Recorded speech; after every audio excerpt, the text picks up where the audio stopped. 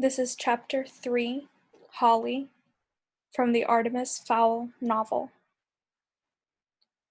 Holly Short was lying in bed, silently fuming. Nothing unusual about this. Leprechauns in general were not known for their geniality, but Holly was in an exceptionally bad mood, even for a fairy. Technically, she was an elf, fairy being a general term. She was a leprechaun too, but that was just a job. Perhaps a description would be more helpful than a lecture on fairy genealogy. Holly Short had nut-brown skin, cropped auburn hair, and hazel eyes. Her nose had a hook, and her mouth was plump and cherubic, which was appropriate considering Cupid was her great-grandfather. Her mother was a European elf with a fiery temper and willowy figure. Holly, too, had a slim frame with long, tapered fingers, perfect for wrapping around a baton. Her ears, of course, were pointed. At exactly 3 feet in height, Holly was only a centimeter below the fairy average. But even 1 centimeter can make an awful lot of difference when you don't have many to spare. Commander Root was the cause of Holly's distress.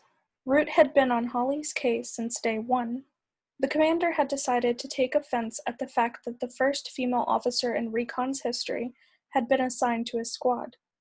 Recon was a notoriously dangerous posting with a high fatality rate, and Root didn't think it was any place for a girlie.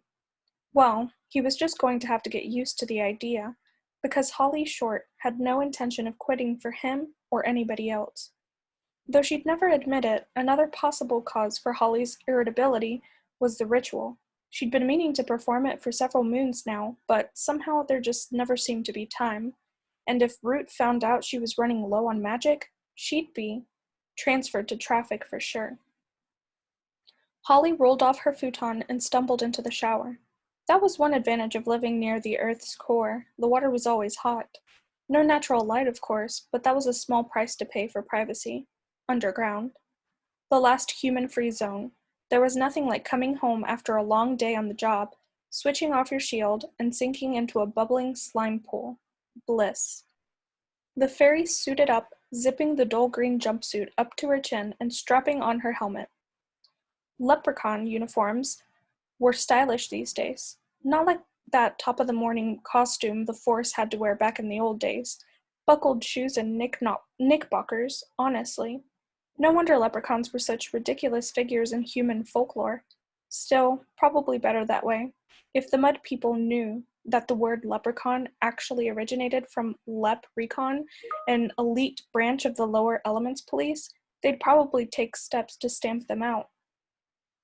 Better to stay inconspicuous and let the humans have their stereotypes. With the moon already rising on the surface, there was no time for a proper breakfast. Holly grabbed the remains of a nettle smoothie from the cooler and drank it in the tunnels. As usual, there was chaos in the main thoroughfare. Airborne sprites jammed the avenue like stones in a bottle. The gnomes weren't helping either, lumbering along with their big swinging behinds blocking 2 lanes. Swear-toads infested every damp patch, cursing like sailors. That particular breed began as a joke, but had multiplied into an epidemic. Someone lost their wand over that one. Holly battled through the crowds to the police station. There was already a riot outside Spud's Spud Emporium. LEP Corporal Newt was trying to sort it out. Good luck to him. Nightmare. At least Holly got the chance to work above ground.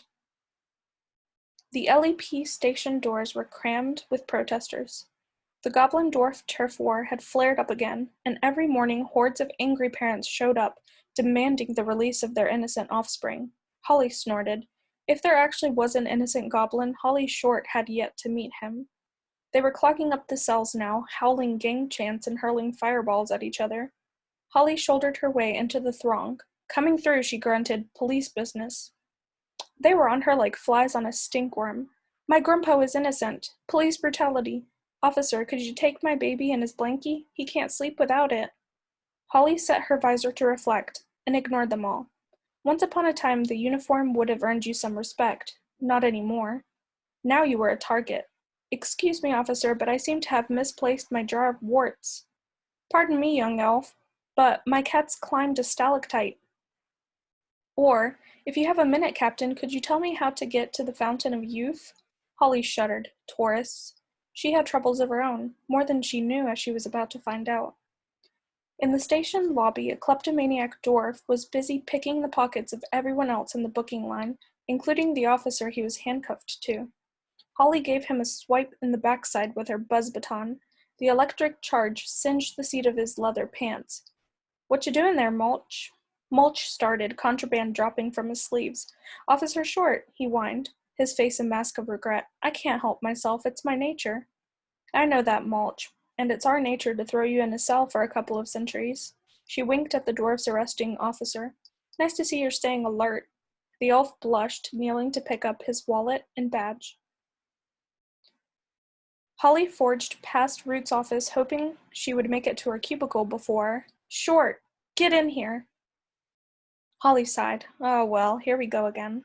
Stowing her helmet under her arm, Holly smoothed the creases from her uniform and stepped into Commander Root's office. Root's face was purple with rage. This was more or less his general state of existence, a fact that had earned him the nickname Beetroot. There was an office pool running on how long he had before his heart exploded.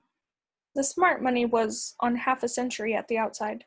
Commander Root was tapping the manometer on his wrist.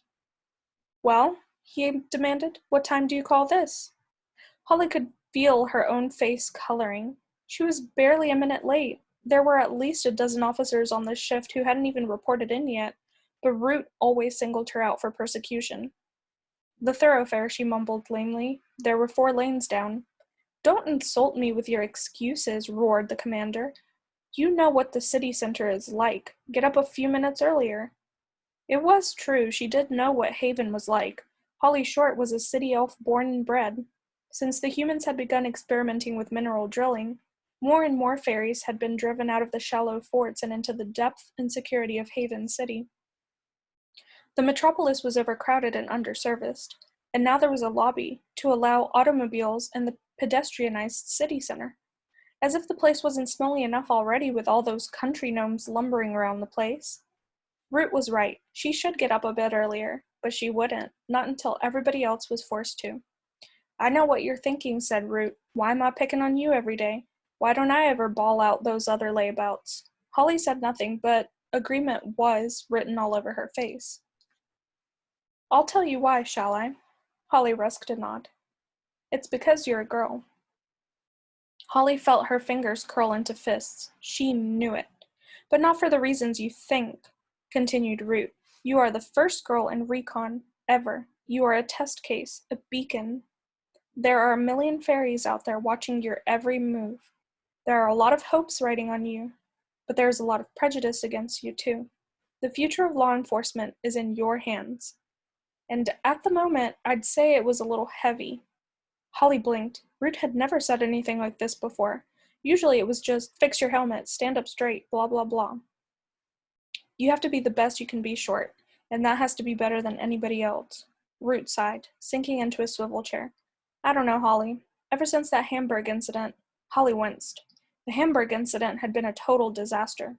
One of her perps had skipped out to the surface and tried to bargain with the mud people for asylum. Root had to stop time, call in the retrieval squad, and do 4 memory wipes. A lot of police time wasted. All her fault. The commander took a form from his desk. "It's no use. I've made up my mind. I'm putting you on traffic and bringing in Corporal Frond." "Frond?" exploded Holly. "She's a bimbo, an airhead. You can't make her the test case." Root's face turned an even deeper shade of purple. "I can, and I will. Why shouldn't I? You have never given me your best." "Either that or your best just isn't good enough. Sorry, Short. You had your chance." The commander turned back to his paperwork. The meeting was over. Holly could only stand there, aghast. She'd blown it. The best career opportunity she was ever likely to get, and she'd tossed it in the gutter. One mistake and her future was past. It wasn't fair. Holly felt an uncharacteristic anger take hold of her, but she swallowed it. This was no time to lose her temper. "Commander Root, sir. I feel I deserve one more chance." Root didn't even look up from the paperwork. "And why's that?" Holly took a deep breath. "Because of my record, sir. It speaks for itself.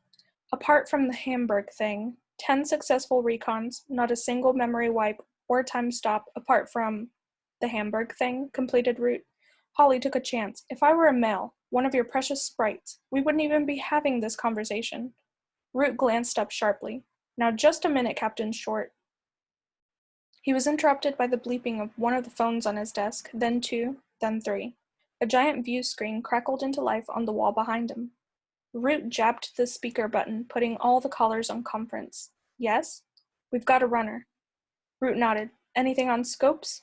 Scopes was the shop name for the shrouded trackers attached to American communication satellites. Yup, said caller 2. Big blip in Europe. Southern Italy. No shield. Root cursed. An unshielded fairy could be seen by mortal eyes. That wasn't so bad if the perp was humanoid. Classification? Bad news, Commander, said the third caller. We got us a rogue troll. Root rubbed his eyes. Why did these things always happen on his watch? Holly could understand his frustration. Trolls were the meanest of the deep tunnel creatures. They wandered the labyrinth, preying on anything unlucky enough to cross their path. Their tiny brains had no room for rules or restraint.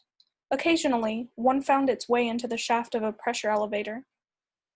Usually the concentrated air current fried them, but sometimes one survived and was blasted to the surface. Driven crazy by pain and even the tiniest amount of light, they would generally proceed to destroy everything in their path. Root shook his head rapidly, recovering himself. Okay, Captain Short. Looks like you get your chance. You're running hot, I take it?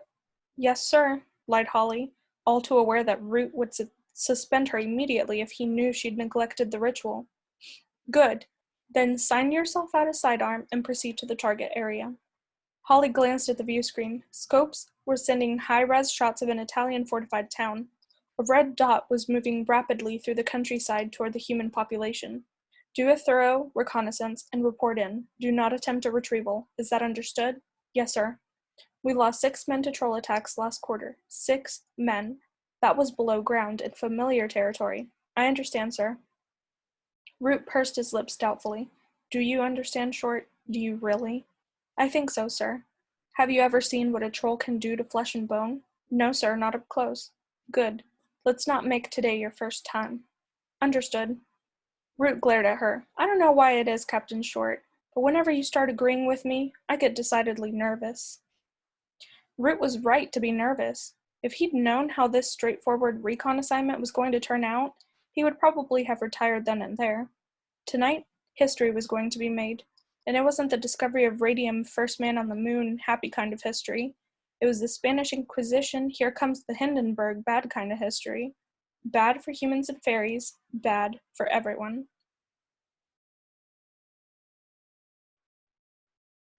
Holly proceeded directly to the chutes. Her normally chatty mouth was a grim slash of determination. One chance, that was it. She would allow nothing to break her concentration.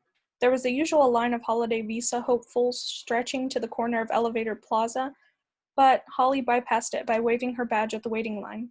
A truculent gnome refused to yield. How come you LEP guys get to go topside? What's so special about you? Holly breathed deeply through her nose, courtesy at all times. Police business, sir. Now if you could just excuse me.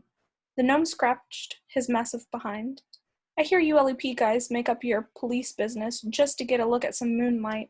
That's what I hear. Holly attempted an amused smile. What actually formed on her lips resembled a lemon-sucking grimace. Whoever told you that is an idiot, sir. Recon only ventures above ground when absolutely necessary. The gnome frowned. Obviously he had made up the rumor himself and suspected that Holly might have just called him an idiot. By the time he'd figured it out, she had skipped through the double doors. Foley was waiting for her in ops. Foley was a paranoid centaur, convinced that human intelligence agencies were monitoring his transport and surveillance network. To prevent them from reading his mind, he wore a tinfoil hat at all times. He glanced up sharply when Holly entered through the pneumatic double doors. Anybody see you come in here? Holly thought about it. The FBI, CIA, NSA, DEA, MI6. Oh, and the EIB. Foley frowned. The EIB? Everyone in the building, Holly smirked. Foley rose from his swivel chair and clip-clopped over to her. Oh, you're very funny, Short. A regular riot. I thought the Hamburg incident might have knocked some of the cockiness out of you. If I were you, I'd concentrate on the job in hand. Holly composed herself. He was right. Okay, Foley, fill me in. The centaur pointed to a live feed from the Eurosat, which was displayed on a large plasma screen. This red dot is the troll. He's moving toward Martina Franca, a fortified town near the city of Brindisi. As far as we can tell, he stumbled into vent E7. It was on cooldown after a surface shot. That's why the troll isn't crispy barbecue right now. Holly grimaced. Charming, she thought. We've been lucky in that our target has bumped into some food along the way. He chewed on a couple of cows for an hour or two, so that bought us a bit of time. A couple of cows? Exclaimed Holly. Just how big is this fellow? Foley adjusted his foil bonnet. Bull troll, fully grown, 180 kilos, with tusks like a wild boar. A really wild boar. Holly swallowed. Suddenly recon seemed a much better job than retrieval. Right. What have you got for me? Foley cantered across to the equipment table. He selected what looked like a rectangular wristwatch. Locator. You find him, we find you. Routine stuff. Video? The centaur clipped a small cylinder into the accommodating groove on Holly's helmet. Live feed, nuclear battery, no time limit. The mic is voice activated. Good, said Holly. Root said I should take a weapon on this one just in case. Way ahead of you, said Foley. He picked a platinum handgun from the pile, a Neutrino 2000, the latest model. Even the tunnel gangs don't have these. 3 settings if you don't mind. Scorched, well done, and crisped to a cinder. Nuclear power source too, so plug away. This baby will outlive you by 1,000 years. Holly strapped the lightweight weapon into her shoulder holster. I'm ready, I think. Foley chuckled. I doubt it. No one's ever really ready for a troll. Thanks for the confidence booster. Confidence is ignorance, advised the centaur. If you're feeling cocky, it's because there's something you don't know. Holly thought about arguing, but didn't. Maybe it was because she had a sneaking suspicion that Foley was right. The pressure elevators were powered by gaseous columns vented from the Earth's core. The LEP tech boys under Foley's guidance had fashioned titanium eggs that could ride on the currents. They had their own independent motors, but for an express ride to the surface, there was nothing like the blast from a tidal flare. Foley led her past a long line of chute bays to E7. The pod sat in its clamp, looking very fragile, to be rocketing about on magma streams. Its underside was charred black and pockmarked from shrapnel. The centaur slapped it fondly on a fender. This baby's been in service for 50 years, oldest model still in the chutes. Holly swallowed. The chutes made her nervous enough without riding in an antique. When does it come offline? Foley scratched his hairy belly. With funding the way it is, not until we have us a fatality. Holly cranked open the heavy door, the rubber seal yielding with a hiss. The pod was not built for comfort. There was barely enough space for a restraining seat among the jumble of electronics. What's that? Asked Holly, pointing at a grayish stain on the seat's headrest. Foley shuffled uncomfortably. Brain fluid, I think. We had a pressure leak on the last mission, but that's plugged now, and the officer lived. Down a few IQ points, but alive, and he can still take liquids. Well, that's all right then, quipped Holly, threading her way through the mass of wires. Foley strapped the harness onto her, checking the restraints thoroughly. All set? Holly nodded. Foley tapped her helmet mic. Keep in touch, he said, pulling the door closed behind him. Don't think about it, Holly told herself. Don't think about the hot magma flow that's going to engulf this tiny craft. Don't think about hurtling toward the surface with a Mach 2 force trying to turn you inside out. And certainly don't think about the blood-crazed troll ready to disembowel you with his tusks. Nope, don't think about any of that stuff. Too late. Foley's voice sounded in her earpiece. T-minus 20, he said. We're on a secure channel in case the mud people have started underground monitoring. You never know. An oil tanker from the Middle East intercepted a transmission one time. What a mess that was. Holly adjusted her helmet mic. Focus, Foley. My life is in your hands here. Okay, sorry. We're going to use the rail to drop you into E7's main shaft. There's a surge due any minute. That should see you past the first 100 clicks. Then, you're on your own. Holly nodded, curling her fingers around the twin joysticks. All systems check, fired up. There was a whoosh as the pod's engines ignited. The tiny craft jostled in its housing, shaking Holly like a bead in a rattle. She could barely hear Foley speaking into her ear. "You're in the secondary shaft now. Get ready to fly, Short." Holly pulled a rubber cylinder from the dash and slipped it between her teeth. "No good having a radio if you've swallowed your tongue." She activated the external cameras and put the view on screen. The entrance to E7 was creeping toward her. The air was shimmering in the landing light glow. White-hot sparks tumbled into the secondary shaft. Holly couldn't hear the roar, but she could imagine it. A raw, skinning wind like a million trolls howling. Her fingers tightened around the joysticks. The pod shuddered to a halt at the lip. The chute stretched above and below, massive, boundless, like dropping an ant down a drainpipe. "Righto," crackled Foley. "Hold on to your breakfast. Roller coasters ain't got nothing on this." Holly nodded. She couldn't speak, not with the rubber in her mouth. The centaur would be able to see her in the podcam anyway. "Sayonara, sweetheart," said Foley, and pressed the button. The pod's clamp tilted, rolling Holly into the abyss. Her stomach tightened as G-force took hold, dragging her to the center of the earth. The seismology section had a million probes down here, with a 99.8 success rate at predicting the magma flares, but there was always that 0.2%. The fall seemed to last for an eternity, and just when Holly had mentally consigned herself to the scrap heap, she felt it. That unforgettable vibration, the feeling that outside her tiny sphere, the whole world was being shaken apart. "Here it comes." "Fins," she said, spitting the word around the cylinder. Foley may have replied. She couldn't hear him anymore. Holly couldn't even hear herself, but she did see the stabilization fins slide out on the monitor. The flare caught her like a hurricane, spinning the pod at first until the fins caught. Half-melted rocks pelted the craft's underside, jolting it toward the chute walls. Holly compensated with bursts from the joysticks. The heat was tremendous in the confined space, enough to fry a human. But fairy lungs are made of stronger stuff. The acceleration dragged at her body with invisible hands, stretching the flesh over her arms and face. Holly blinked salty sweat from her eyes and concentrated on the monitor. The flare had totally engulfed her pod, and it was a big one, too. Force 7 at the very least. A good 1,000-foot girth. Orange-striped magma swirled and hissed around her, searching for a weak point in the metal casing. The pod groaned and complained, 50-year-old rivets threatening to pop. Holly shook her head. The first thing she was going to do on her return was kick Foley straight in the hairy behind. She felt like a nut inside a shell between a gnome's molars, doomed. A bow plate buckled, popped in as though punched by a giant fist. The pressure light blinked on. Holly could feel her head being squeezed. The eyes would be first to go, popping like ripe berries. She checked the dials, 20 more seconds before she rode out the flare and was running on thermals. Those 20 seconds seemed like an age. Holly sealed the helmet to protect her eyes, riding out the final barrage of rocks. And suddenly, they were clear, sailing upward on the comparatively gentle spirals of hot air.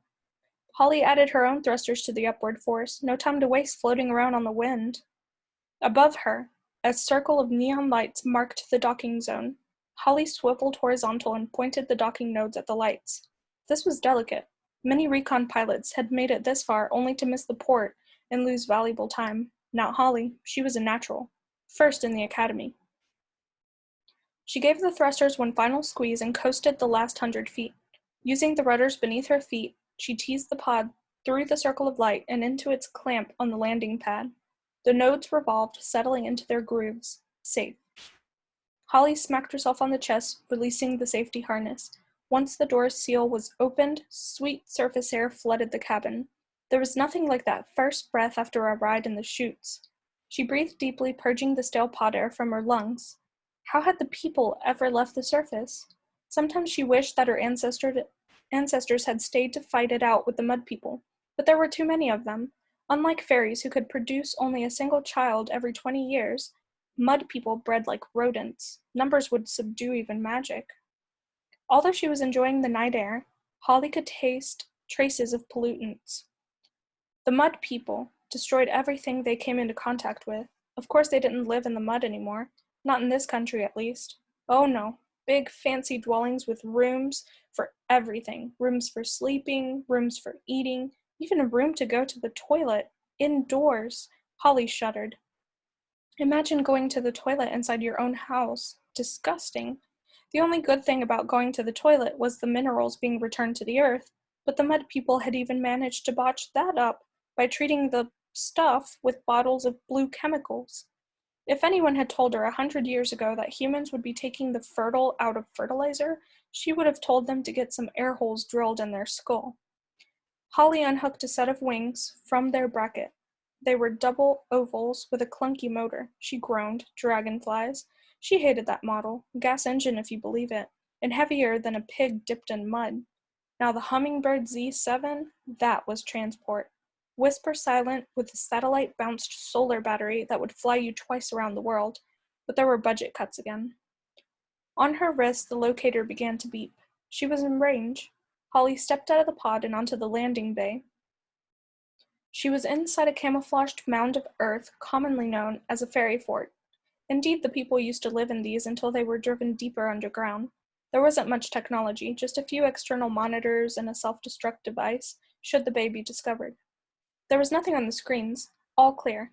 The pneumatic doors were slightly askew where the troll had barged through, but otherwise everything seemed operational. Holly strapped on the wings, stepping into the outside world.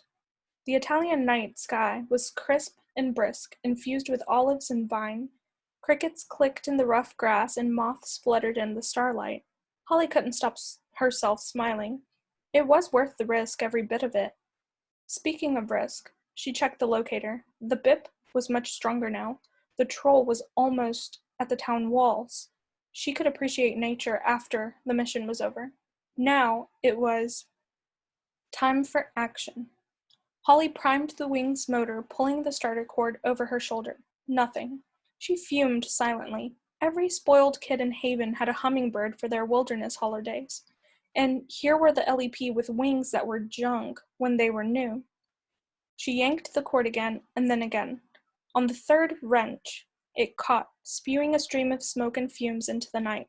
About time, she grunted, flicking the throttle wide open. The wings flapped their way up to a steady beat and, with not a little effort, lifted Captain Holly Short into the night sky. Even without the locator, the troll would have been easy to follow. It had left a trail of destruction wider than a tunnel excavator. Holly flew low, skipping between mist hazes and trees, matching the troll's course. The crazed creature had cut a swathe through the middle of a vineyard, turned a stone wall to rubble, and left a guard dog gibbering under a hedge. Then she flew over the cows. It was not a pretty sight. Without going into details, let's just say that there wasn't much left besides horns and hooves. The red bip was louder now. Louder meant closer. She could see the town below her, nestled on top of a low hill, surrounded by a crenellated wall from the Middle Ages. Lights still burned in most windows.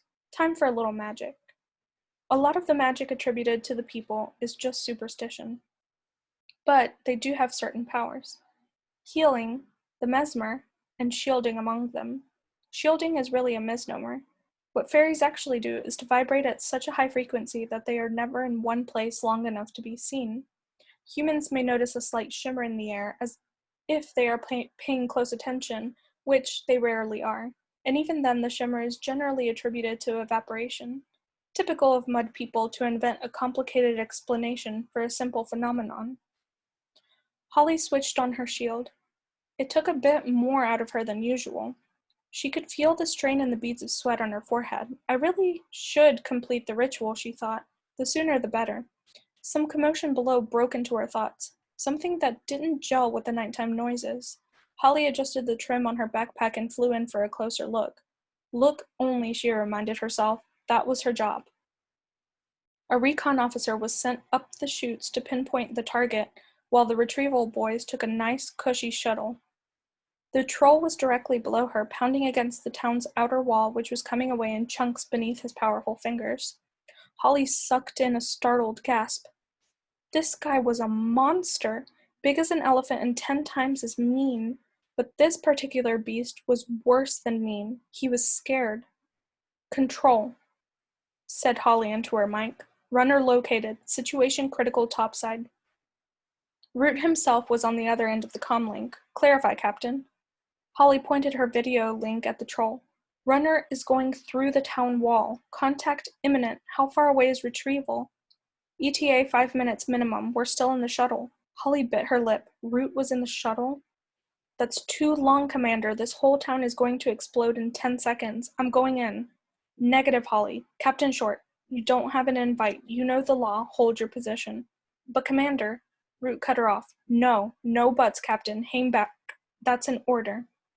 Holly's entire body felt like a heartbeat. Gasoline fumes were addling in her brain. What could she do? What was the right decision to make? Lives or orders? Then the troll broke through the wall, and a child's voice split the night. Ayudo! It screamed. Help! An invitation, at a stretch. Sorry, Commander, the troll is light crazy and there are children in there. She could imagine Root's face purple with rage as he spat into the mic.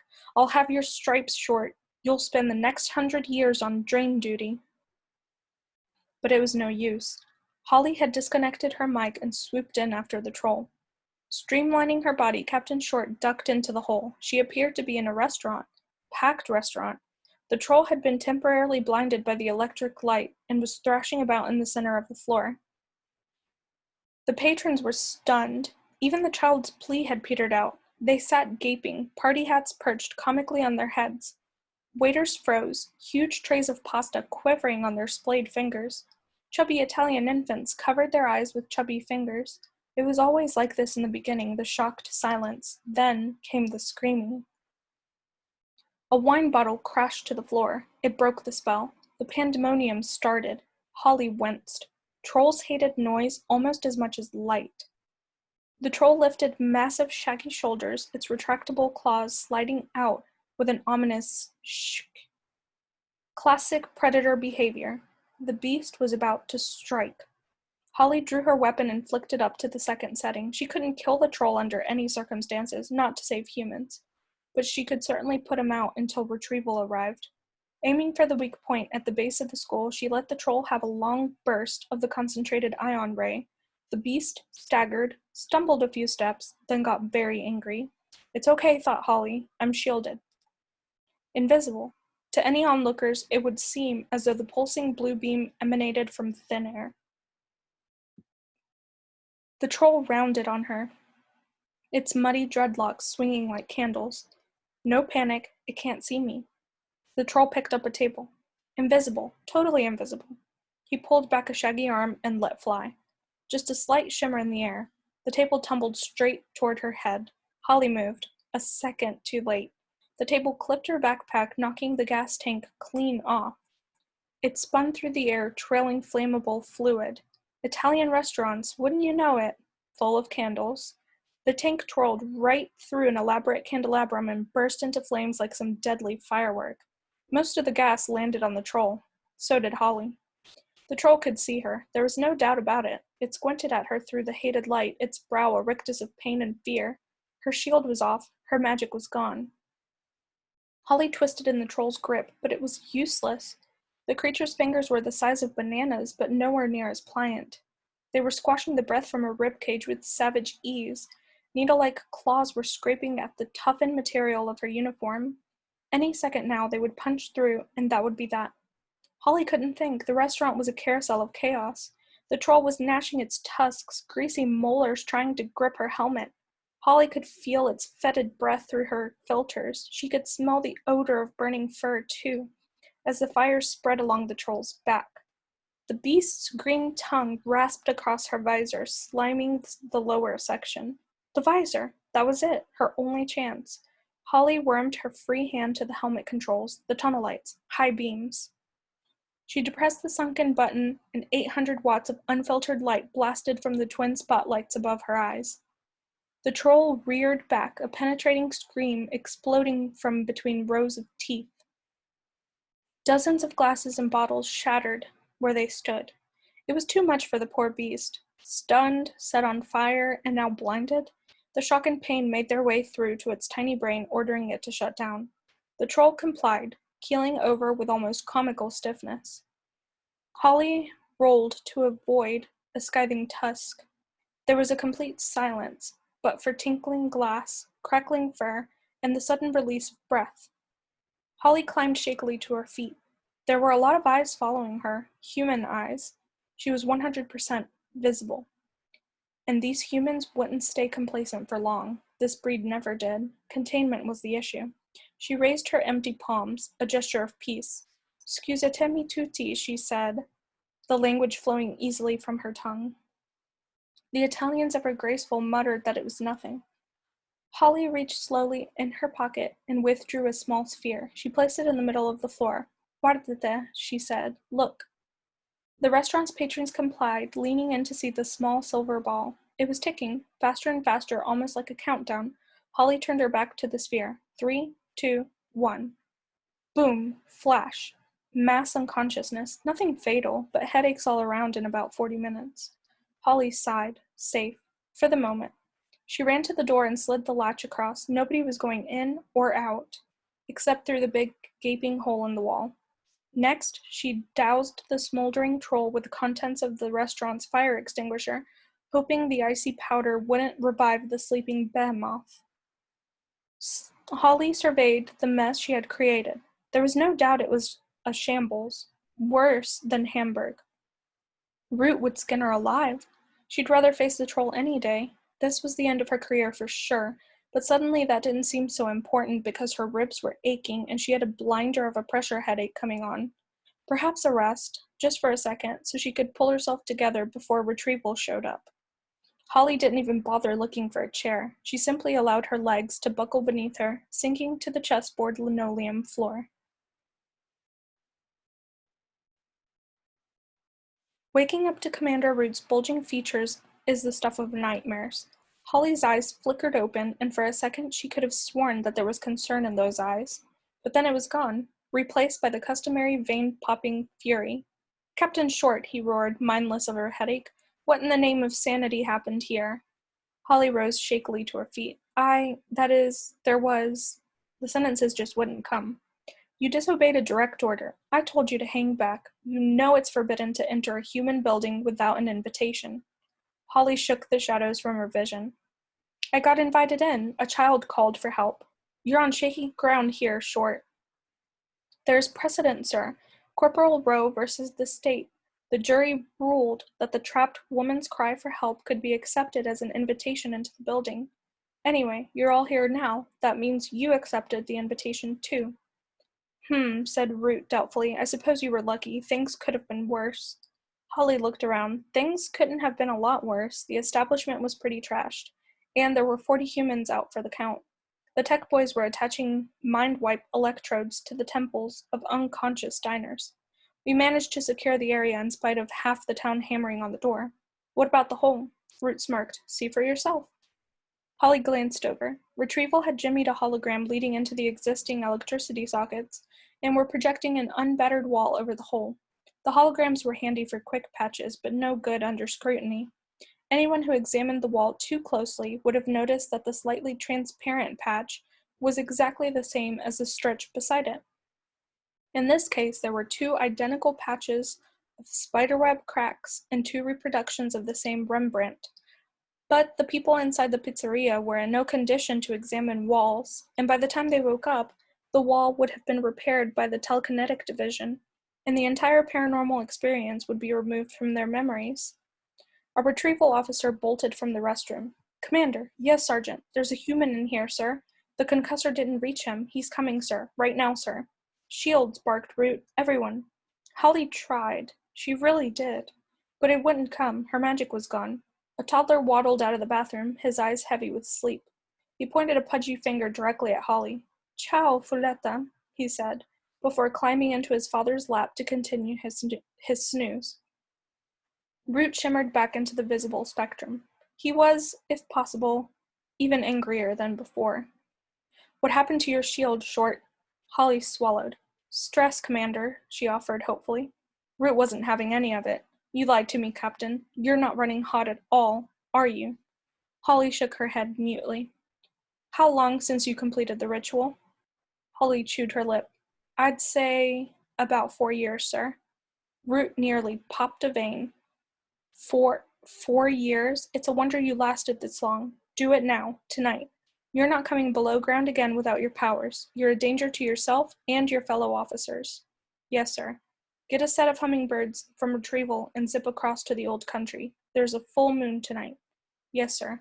And don't think I've forgotten about this shambles. We'll talk about it when you get back. Yes, sir. Very good, sir. Holly turned to go, but Root cleared his throat for attention. Oh, and Captain Short? Yes, sir. Root's face had lost its purple tinge. He almost seemed embarrassed. Well done on the life-saving thing. Could have been worse. An awful lot worse. Holly beamed behind her visor. Perhaps she wouldn't be kicked out of recon after all. Thank you, sir. Root grunted, his complexion turning to its normal ruddy hue. Now get out of here and don't come back until you're full to the tips of your ears with magic. Holly sighed. So much for gratitude. Yes, sir. On my way, sir.